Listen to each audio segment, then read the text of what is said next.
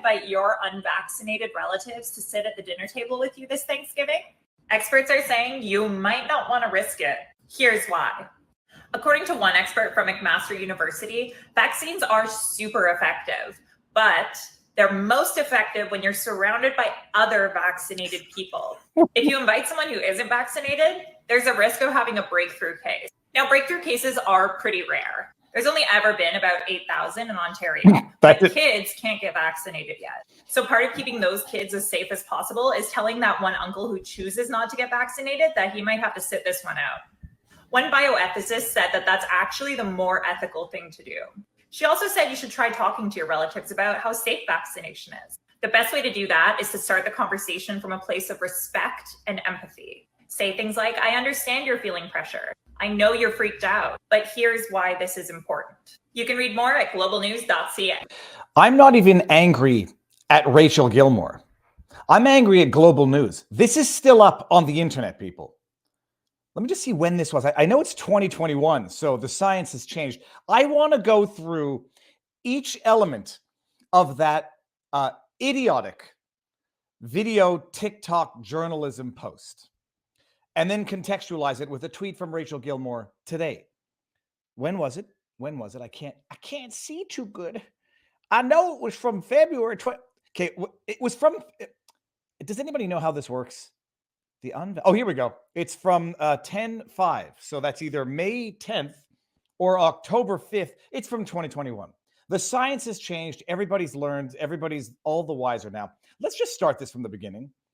And when people ask, how could atrocities have happened in the past? Understand how they could have happened, that they did happen, why they happened, and most importantly, how people convinced themselves that they were being righteous in the past when they committed those atrocities. Let's break this down element by element because it's glorious. And then I'm going to intertwine this or dovetail this, or what the heck is the word? Connect this to a book that I just listened to when I was on an airplane for 10 hours. Great book. And I'm going to give the Amazon affiliate link. Stephen is his first name. Stephen Deese's. It's called the Rise of the Fourth Reich, and we're going to tie that all in together in a second. Okay, let's just break this down one more time. Are you going to invite your unvaccinated relatives to sit at the dinner table with you this Thanksgiving? Replace the word unvaccinated with any religious, racial, ethnic, gender term. Replace the word unvaccinated with, are you going to invite, what did she say, your unvaccinated relatives? Are you going to invite your unvaccinated relatives to sit at the dinner table with you this Thanksgiving? Are you going to invite your Jewish relatives, your black relatives, your gay cousin? Are you going to invite them to sit at the dinner table with you today? Oh, no. But this is legitimate discrimination because it's scientific, because experts said. Experts are saying you might not want to risk it. She's not lying. She's not lying because she's not telling you might not want to risk it. She's just deferring all responsibility to the expert. Do you guys know what the Milgram experiment is? I presume everybody knows what the Milgram experiment is. Here's why.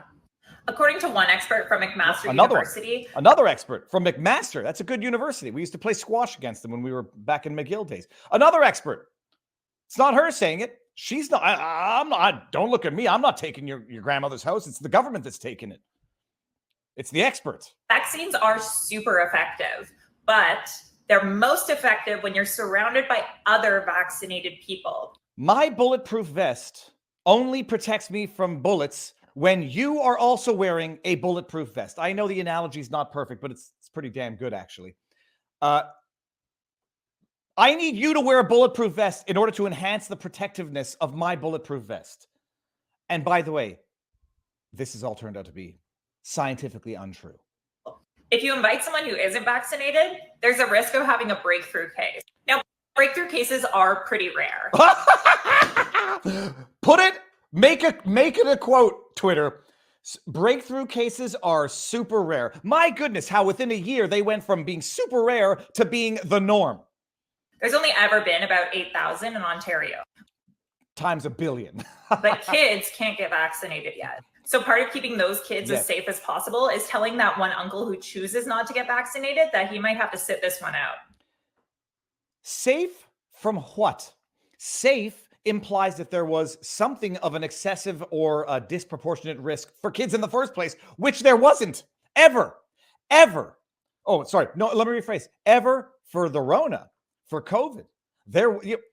Statistically, many people don't know this. The seasonal flu was more dangerous for children than COVID. That was a blessing in disguise that nobody seemed to appreciate back in the day, except for those who knew.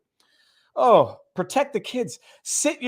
Tell your Jewish uncle, we don't want your kind at our table this Christmas. One bioethicist said that that's actually the more ethical thing to do. One bioethicist said that that's the more ethical thing to do. And once upon a time, there were bioethicists that told the Nazi regime that killings were actually mercy killings. And the ethical thing to do is to end the life of a mentally handicapped individual. It was to end the life of a baby born with deformities. It's the ethical thing to do. Okay, where do I stick the needle in? She also said you should try talking to your relatives about how safe vaccination is. The best way to do that is to start the conversation from a place of respect and empathy. How are you going to do that, Rachel, when you've told them they can't come to the dinner table? I respect and empathize with you. Don't come in my house, you filthy, unclean cast. Say things like, I understand you're feeling pressure. Well, manipulate. Be pathological. Oh, my God. I know you're freaked out, but here's why this You know who's freaked out? You. is important. Rachel. You can read more at globalnews.ca. No, thank you. No, thank you, globalnews.ca. And by the way, that's still up. And the reason why that came up today was because, let me see if I can pull up the tweet real quick, lack. It was because just today, Rachel Gilmore put out a tweet. It's all confession through projection to the bottom.